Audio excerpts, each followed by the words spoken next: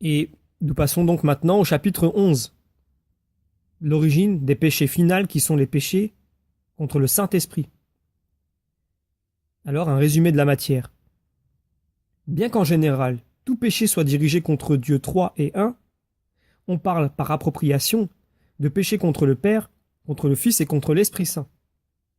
On dit que ce péché contre l'Esprit Saint est irrémissible en ce siècle et en l'autre, non parce qu'il ne peut être remis en ce siècle, mais parce qu'il est rarement ou presque jamais remis en ce siècle quant à la faute, et parce qu'il n'y aura aucune, ou presque aucune rémission pour ce péché dans le siècle futur, quant à la peine.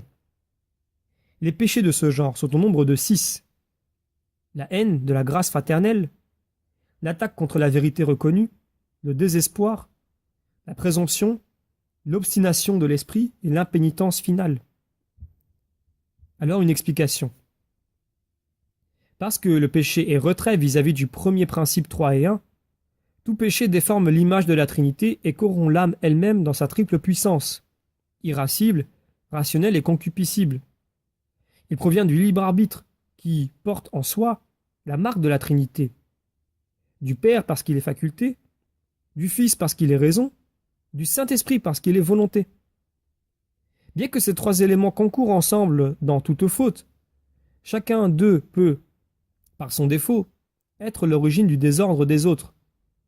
Le défaut dans la faculté est impuissance, le défaut dans la raison est ignorance, le défaut dans la volonté est méchanceté. De là, puisque certains péchés viennent de l'impuissance, certains de l'ignorance, certains de la méchanceté, et puisque la puissance est attribuée au Père, la sagesse au Fils et la volonté au Saint-Esprit, on dit que certains péchés sont contre le Père, d'autres contre le Fils et d'autres contre le Saint-Esprit. Parce que rien n'est plus dans la volonté que la volonté elle-même, et que la volonté elle-même est l'origine du péché, aucun péché n'est plus volontaire et péché pur que celui qui provient de la corruption dans la volonté. Un acte peut être involontaire de deux manières, par violence subie ou par ignorance, c'est-à-dire par défaut de puissance ou par défaut de science, quand la volonté, par sa seule corruption, bien qu'elle puisse résister et sache que ceci est mal, choisit quelque chose. On dit alors qu'elle pêche par une méchanceté certaine. Un tel péché procède purement de la méchanceté du libre arbitre de la volonté, et attaque directement la grâce du Saint-Esprit. Et parce que le péché procède purement de la liberté de l'arbitre, il n'a pas la moindre excuse, et à cause de cela, rien ne doit, à celui qui est puni, être pardonné dans le châtiment. Parce qu'il attaque directement la grâce du Saint-Esprit, par laquelle se fait la rémission du péché, on l'appelle irrémissible, non parce qu'il ne peut en aucune façon être remis, mais parce qu'en tant que tel, il attaque directement le médicament et le remède par lequel est accomplie la rémission du péché. Parce que la rémission du péché est faite par Dieu, moyennant la grâce pénitentielle accordée dans l'unité de l'Église, on distingue les péchés selon leur opposition à ces trois éléments. Ils s'opposent à la grâce pénitentielle en elle-même, ou dans la relation avec Dieu, qui la donne, ou dans la relation avec l'Église en qui elle est reçue.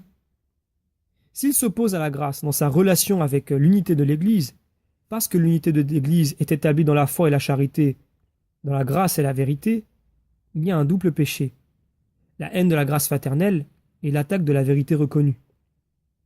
S'il s'oppose à la grâce dans la relation avec Dieu qui la donne, puisque tous les sentiers de Dieu, quant à la justification, sont surtout amour et vérité, il y a un double péché, celui qui s'oppose à la miséricorde, le désespoir, celui qui s'oppose à la justice, la présomption de l'impunité. Enfin, s'il s'oppose à la grâce pénitentielle en elle-même ou selon elle-même, il y a double péché, car elle fait revenir des péchés commis et éviter ceux à commettre. Dans le premier cas, c'est l'obstination et dans le second cas, l'impénitence finale, ou volonté de ne pas faire pénitence. C'est là l'espèce propre du péché contre l'Esprit Saint. L'impénitence finale signifie la continuation du péché jusqu'à la fin. Telles sont les séquelles de tous les péchés mortels qui ne sont pas remis en cette vie, et surtout de tous les genres de péchés contre l'Esprit Saint. Ainsi, tout péché trouve son principe dans l'orgueil, et sa consommation ou sa fin dans la pénitence finale. Celui qui parviendra dans cet état tombe en enfer, dont aucun de ceux qui pêchent mortellement ne peut être délivré sinon par l'intervention de la grâce du médiateur, le Christ. C'est pourquoi l'universalité de ceux qui doivent être sauvés désirait son incarnation, et À ce médiateur, notre Seigneur, tout honneur et toute gloire, dans les siècles des siècles. Amen.